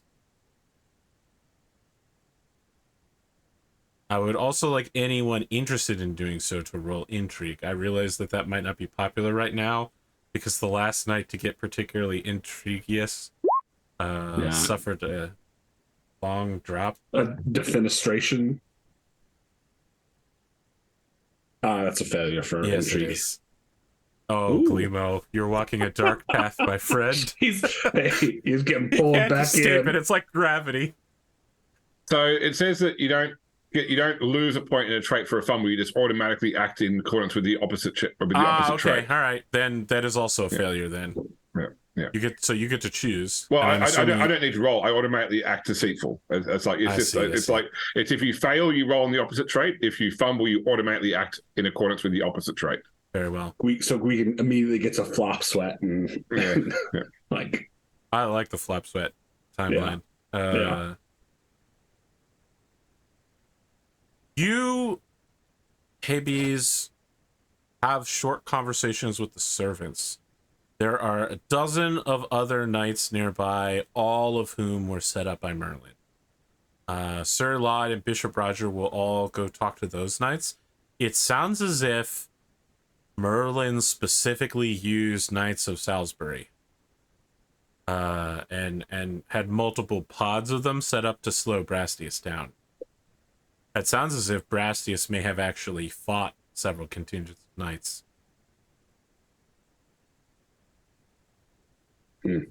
EBs will relay this to his companions and say, it appears that Roderick's men are being set up to take the fall for this. why would Salisbury be targeted like this? I don't know, but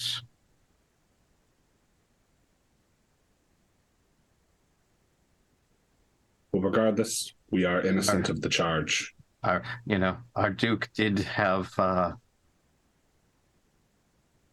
disagreements with the now deceased Baron of Ludcamagus. But I don't know that Merlin had anything to do with that. Why would Merlin only use Salisbury Knights? Maybe to give the king a focal point for his anger. Maybe. Are any of you Roman Christian? No. I'm British Christian. British Christian. A black-robed monk with a tonsure is let into the room. He has a single attendant with him who brings a chair, a lectern, and some writing implements that he puts in front of the black-robed monk. He sits down and says, good day, gentlemen. I'm Father Dewey, and I wish to speak with you. How can we help you, Father? Yes, Father? I simply want to know how it is that Merlin recruited you to join him. May I speak? Of course. Father? I'm here to get the truth. I was asking Kendric, because Kendric sort of handled the interrogation so far. Kendric just nods. He asked.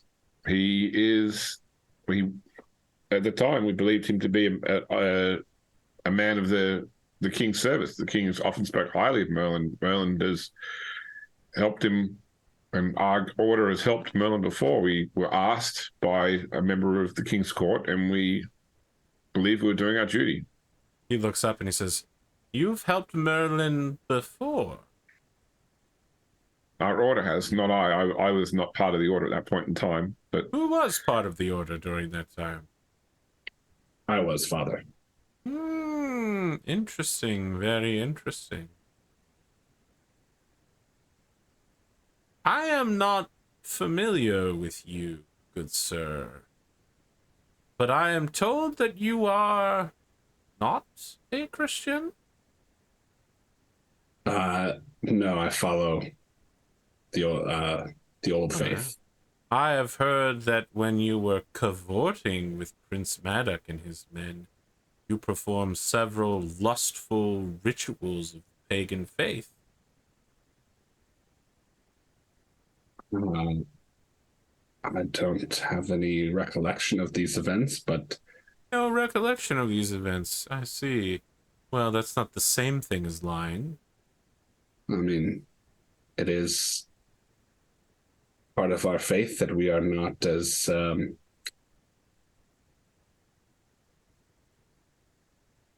Tell me, have you ever heard it said that Merlin is the son of the devil? I have heard these things before, yes. And how did that influence your relationship with him? Did it make you more receptive to his influence? Let's make one thing clear here, Father. My service to Merlin has resulted in the death of one of my best friends. I hold no love for the man. I'm going to ask you to roll truthful again. Just because Greg Stafford said to. Yeah. Do I try to impassion on hate Merlin at a 9? I feel like you can just add your hate Merlin to this, though. Okay. I don't think you need to impassion. Okay. Certainly, I'm not going to stop you from passioning if you want to, but so I this is add a my dangerous ass place to be passioning. Yeah. So you're going to allow me to add my hate Merlin to the your trait directly honest? to your Okay. Yeah. You speak true. Yeah. Well, isn't that interesting? Well, your god's time is over, but thank you for your opinions. He finishes writing and just stands up and leaves. His attendant has to, blow on the ink and then pick up the chair and the lectern and all the writing implements. And it's really awkward because, like the intimidating guy left and then, just like some guy is before a bunch of dice. Cleaning up. Yeah. Court opens. Why has a Reverend priest come here to judge this? Roman priest. Yeah, the concher. Yeah. Yeah. I mean, he was father. Kendric doesn't know that. This is very strange. I should mention that in the past, I've said many times, the one thing I hate more than anything else is a court scene in a tabletop RPG, because everybody thinks they're a lawyer and they want to roll dice. But what's great is that in this scene, we skip all that. Court opens. Uther is flanked by Duke Ulfius. Boo, we hate Ulfius. And Bishop Dubricus, standing to his right. And the queen on the left, Igraine, dressed in mourning black. Brastius states his charge against all of the knights. Uther asks what his basis is. Brastius recites his experiences with you. Uther asks if those charges are true. Bishop Roger, speaking on your behalf, says it is true. Uther says, let the knights speak for themselves. What did you do, Sir Kendric?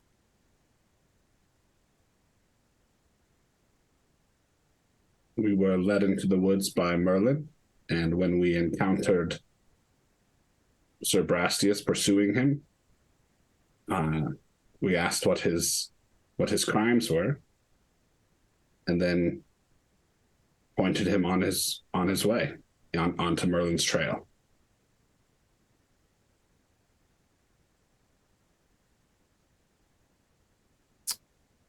Queen Igraine leans over to the king and hisses, "They stole my baby." He puts a hand on her arm and says, "Soon enough, my queen. You must follow procedures. This is a country of laws. What do you say in your defense?" And before you can say anything, Bishop Roger appears out of nowhere, Ace Attorney style. He dabs on the king and immediately goes into flowery rhetoric and legal jargon, claiming that you are innocent because you were enchanted by Merlin, who moves in mysterious ways. The Saint Illtide, speaking as the king's religious advisor, says, "Surely Merlin the Enchanter has always been a friend to the king in the realm of Logres and would never do a thing to harm him." Uther, tiring of this, says, "Sir Knights, since Merlin is surely innocent of this crime, you can aid yourselves by telling me who is really behind the abduction."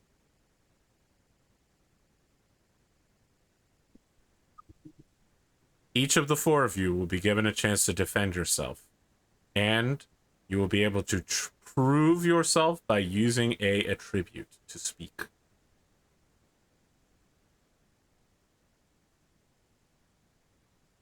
Who wants to go first? I'll go first if no one else wants to. Sure, go ahead. Your Majesties, from what we saw, we only know that Merlin asked us to help. We believed him to be true and just member of your court.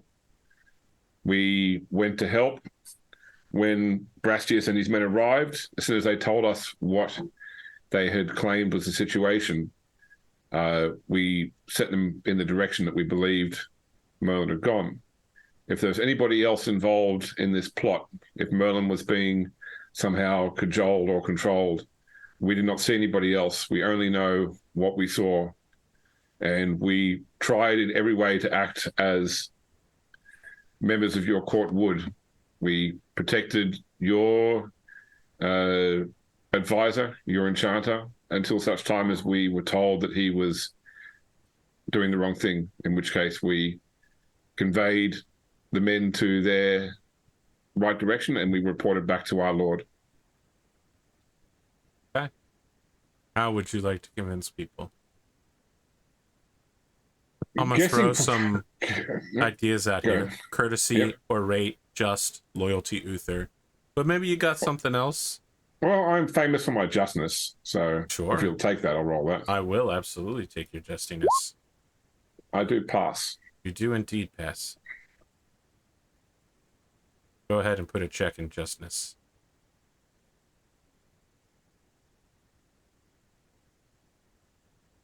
Gwent doesn't say much.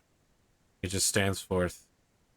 He nods towards Kendric and says, "We did the right thing. We did the knightly thing. And I think it's true that sometimes men are the real monsters." And he passes. As my Christian brother says, we aided the enchanter because he's the vizier of the king. Up until the point that Brastius told us what his crime was, at which point there could be no forgiving that. So we pointed Brastius in the right direction. Without us, he wouldn't have known which way to search. What do you want to roll? If just is available, It I is. am known I will for that. also accept the tin whistle, though, if you want to. Let my music well, speak to my truth. Whistle? Hey, listen, this episode's been pretty dark. I want to just lighten the mood up a little bit, you know? I'll accept tin whistle or just. If you'll accept tin whistle, then you know he will toot a little bit at the end. Go ahead. And If you fumble this, so help me God. Second Execute critical. him! You're good. You're good. Everyone's passed so far, so it's just down to you, Kendric, to bring it home. All you gotta do is succeed. Last guy in line. My brothers and I. Is King Uther wearing Excalibur? Or does he have it like within? I feel like he has it shot? nearby, but he might not. He definitely doesn't have his hand on it or anything. Yeah. My brothers and I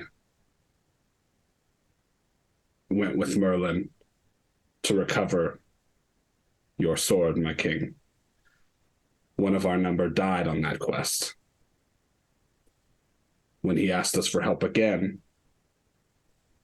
I put aside the hatred I hold in my heart for him, thinking it was a service to the realm.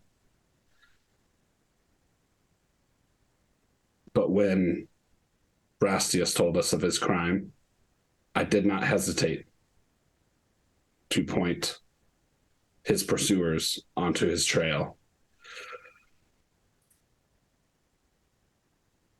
We are loyal knights of Logris and to House Pendragon. All of our actions are to serve you and the realm, my lord. Okay. What would you like to roll? Loyalty board. Sure. I mean, you can roll loyalty Uther. Loyalty. I don't have loyalty Pendragon. So loyalty lord is to. Could I do Roderick specifically. honor then? Oh. Or just or I valorous. will accept honor. But Okay. remember, your honor has been lowered by 1 for this event. Yeah, I know, and I'm basically I'm telling him that, hey, like, we're the reason that you have this magical sword that has I done understand. all of That's your. why I'm allowing this. You want to try play Timbersaw as well? No, but that's a pass on honor. Okay. Sir Ellet speaks to your good reputation and the deeds done by the Order of the Axe. Earl Roderick stands forward and gives his word on the honor and trustworthiness of these men. He has committed himself to your defense. Father Dewey says that he has indeed investigated the victims himself and determined without question that they were all ensorcelled by Merlin the Enchanter. He goes on to say that the king has been wrong to depend upon the son of a devil for advice at all, and if the king does not purge his court of this, and indeed all magic, it will surely bring ruin to the king, his family, and all of Britain. And in a very Minister Frollo from The Hunchback of Notre Dame, he says, "Cast out the son of the devil from your court! Cast him out of Britain!" And it echoes through the court, "Britain." Everyone silently, ominously turns to look at Uther. Igraine whispers, "Kill him." Uther speaks and says, "I know these men. They have helped me in Britain greatly, and are an honor to their liege, Lord Earl Salisbury. And I know this wise Bishop Dewey has traveled the world wide. Bishop Dubricus, what say you?" "No Christian, not British, Roman, or Arian, honors the son of the devil." Uther stands. "Then let justice reign. Here is the word of the King of Logris. These men are innocent of treason. They, and with like charges, are dismissed and are ordered to see Bishop Dubricus for blessing and purification from the pagan taint." And he's looking directly at you, Kendric, for sure. "Furthermore, this court determines that Merlin the Enchanter was behind all of this, and he is hereby condemned to death by this court as an exile and traitor to the crown, who has willingly and knowingly harmed the throne. Let this news be sent forth to all lords and guilds for reading in public places. God bless us all. The court is adjourned."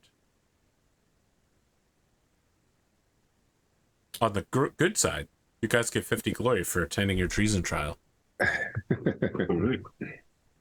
You do not, however, get your honor restored? back. Nope. We are tarred by the whole experience. You were ensorcelled. Yeah. Moments later, a messenger arrives at court looking for good King Pelly. Seems that without him, the entire region of Norgalles has fallen into chaos. His brother has been trying to keep order, but several of them were killed lately, and the situation has become dire. The 3 Cadwees are mountain chieftains forging a new alliance against good King Pelly. The messenger is exasperated by the king's passion, and by king he means King Pellinor, pursuit of the questing beast. He asks all good knights to pass his message on if they see good King Pellinor, and then he departs immediately. Uther is just like, "What the fuck was that guy doing in my court? Like, this is an official proceeding." Kendric, Yes. I owe you an apology. I only days ago counseled you to keep a trusting note in your heart, or a forgiving sense, and I fear that that advice may have steered you wrong when it came to our encounter with Merlin. I see how hard it was for you to go to his aid when asked, and I worry that if I had not counseled you to be more forgiving after the discussion on your squire, you may have treated the encounter with Merlin differently, and things could have ended differently. Perhaps. I think your advice was for the world of men. Merlin is something else. He is a magician, an enchanter, not wholly of our world. Went appears behind you and says, sometimes men are the real monsters. And he ducks back down and disappears into the background. Yeah. You see, like from like around the corner, and say to someone else, "Fancy game of cards?" I like how he's got main NPC energy. I think at least he appears on camera, unlike my wife.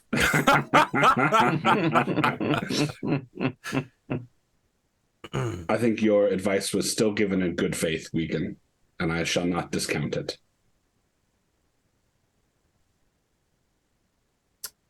All of you find yourselves taken away. You are entered into a room where elders chant. You are told to eat and drink the body and blood of a demigod. There's much ceremony to it, and people ask you if you want to donate any money during this process as well. Yes, I do. I will donate 5 libra. Oh, shit. All right, listen, the bishop is just like, sure. She gives you a little extra holy water to anoint you, and he presents you with a indulgence, a minor indulgence. Nice. I got my indulgence. Another minor indulgence, after you used your last one. Yeah.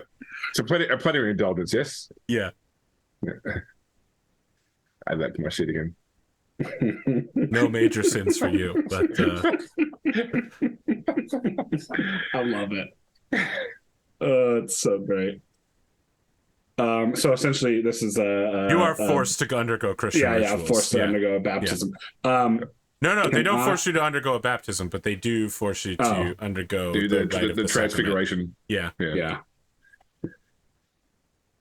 On top of other, occultist mumbo jumbo. That's right. Yeah. I think paganism allows you to eat the body of many gods. So yeah.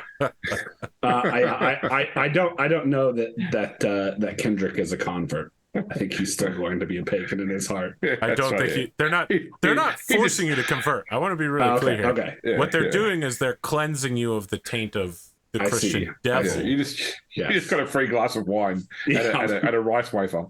Yeah. They aren't making you Christians. They are removing the influence of Merlin and the devil in your heart. Gotcha. I am super tired, so I actually don't want to do the third part of this tonight. We will have to do Christmas Court and the end of 492 next time. But the great news is that if you're a fan of musicals, Good King Pellinor is going to appear next year. Good King Pelly, as they call him. A man who likes licking poop. That's his most famous trait. That's what he's known for. Oh, man. All right, well, we got through some real shit. Glimo, you and I got through some real shit. I'm worried our relationship will never recover from that moment. I hope we're cool, man. I mean, Yeah, I know. It sucks to lose your character, especially narratively like that. Absolutely. I get it. I know. I knew what I was doing, too. I was pissed when it first happened, but, I see it, Yeah. Herawd fucked with you too many times. I understand. I really don't think that Herawd did anything wrong up until he was like, all right, let's kill Blades repeatedly. Like, not just once. You set him up like 3 times. I mean, I want to be clear that I know it felt like you were getting away with shenanigans, but it's a very real crime to like murder another knight. Like that's no small thing. It would have just to be clear, Ulfius would have brought you to court and would have won and would have very well had an opportunity to demand your execution. Like he just didn't want to have to battle you and be like, well, actually, you know, we're spies and we've been working together for some time. He just decided it would be easy and poetic to push you off of a roof. Yeah, you take it to court. He could have then started talking about what he saw in, you know, with the king. Like, it would be a problem if you talked about the king. Yeah. Unfortunately, you were also a loose end. Yeah, you were. No matter how useful you were. you saw Uther sneaking out, pretending to be Gorlo. Your service to the realm has ended. So that whole trial scene was a lot darker in the Steve Lumpkin game, and I used some of those elements in mine because he had the whole thing where, like you said, other knights were affected too, and he had only the PCs were the only ones acquitted, and everyone else was executed. Yeah, but I don't care about other knights. I only care about the people important to our narrative. Yeah. Plus, I didn't want to just kill a whole bunch of Salisburyans. Salisburyans. Shout out to Eric Fulgaris, though. And Steve Lumpkin. I mean, if you're looking to make things dark and weird and nasty, Stephen Lumpkin's your man. also, if you're looking for other Pendragon actual plays, Stephen Lumpkin and Eric Fulgaris are your dudes. And Ticking Time Bob. Yeah, and Ticking Time Bob. Bob has invited me to join a show as a permanent cast member in the future. I just need to have a open and available night, which is a problem right now. Yeah. But don't worry, cool, we'll all be here for the next 3 years to finish up this entire campaign in 6th edition. We'll still be doing it when 7th edition comes out. Any thoughts about tonight? We certainly started spicy and we ended spicy.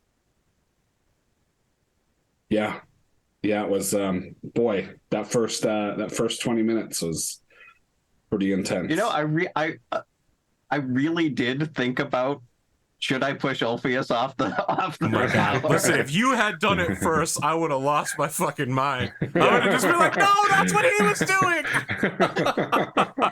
Oh my god! You definitely would have been executed though, for sure. You both like grab each other by the shoulders. No, wait, what are you doing? Oh man, you know what? Now you make me regret it. You make me regret it like regretting the Mafia arc in Solaris Lights. Maybe I should have let you roll to take him down with you. It's too late now, man. but now I'm not going to be able to sleep thinking about that. That the two of you were just so ready to pull each other down. What's a crabs in a bucket? Yeah. So I've been running my Pendragon game now for 4 years, and we've just completed 425, so 525. Yeah. So it's pre Grail period and everything. That's still only. Yeah, you're still in Conquest, right? Yes, we're still in Conquest. Yeah, then it goes to Romance Tournament, Grail, Twilight. Yeah, that's right. You think you can So just we've still got 40. realm? We've got 41 years still to go. We've completed. I started in 480 because I ran the book of Uther as well. Mm-hmm. So we've done 45 years and we've got 42 to go. So we're only like after 4 years of real time, we're only about over halfway. Yeah, I mean, and you can definitely you can stretch out the Great Pendragon campaign for a long time. Yeah, if I'm not trying if to you do want that, to. though. Yeah, no, we're I want to get to the end, man. we're speed running. This is the King Arthur Pendragon, the Great Pendragon campaign speed run. Any percentage. that's right. I no clip through the trial, Arthur. You T-pose, you just pass through Uther, and he immediately goes, not guilty.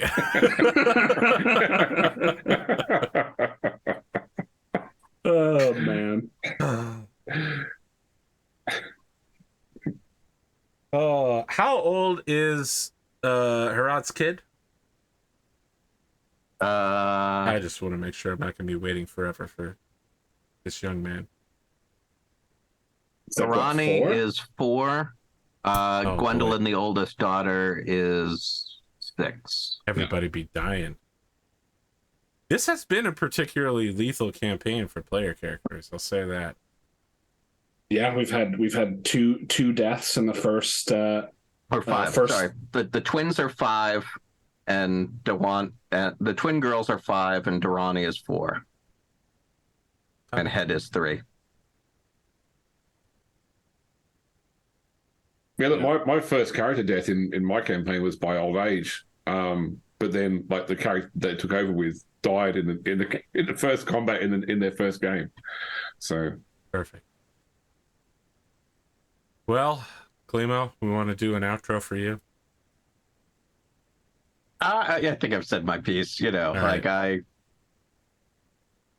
I see it. Oh, we're back on that. I just wanted to know if you wanted to do an that's all I outro got. for the other stuff you're doing. Oh, I don't have anything going on right now. We Although I can did see there's a new relive. Call of Cthulhu game out on Steam. It's on Steam sale for like $1. What's what's it it called? called? Hold on, I downloaded it during the break. Call of Cthulhu: Dark Corners of the Earth. Oh yeah, that one. I got that. That used to be Xbox exclusive. Okay. That is a very cool game because it's a first person shooter where you don't have a weapon for the first third of the game. Literally, like the first third of the game is just you running away from everything that might come after you as such. I mean, other than the intro, like, it's got like an intro you play through as like a cop investigating a murder house, but you have a gun there. But as your main character, you spend the first third of the game unable to fight the stuff coming after you, which I thought was very good. And it does a really good job of conveying elements like if you're on a halt building and you look over the edge, you get vertigo, like the screen swirls like to indicate vertigo, for example. So it does sanity as a mechanic really well too. Cool. Yeah, it's probably a bit dated now. I haven't played it since, like, it was Xbox, like original Xbox, not Xbox 360 or Xbox One. You know, okay. so that should date it for you basically. Okay. Yeah. Well, that's it for us, friends. We'll be back next week to wrap up 492 and introduce 493. And King Pellinor! Goodbye!